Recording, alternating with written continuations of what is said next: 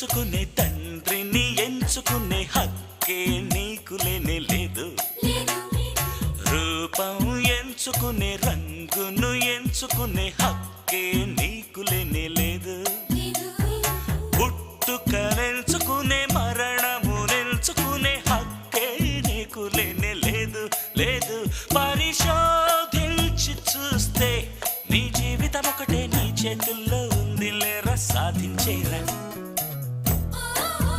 kick ఎక్కలే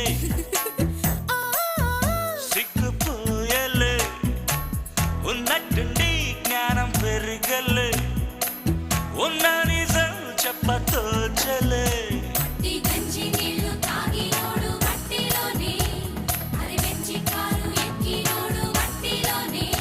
ఈ జీవితం కోసం మన పుట్టగా